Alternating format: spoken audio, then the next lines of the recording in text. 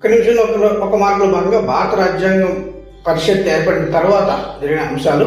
1947 August 29న రాజ్యాంగ ముసాయిదా committee ఏర్పడింది. అందులో ఒకరు అధ్యక్షుడు కాగా మరియు 6 సభ్యులు, మొత్తంగా 7 సభ్యులు ఉన్నారు.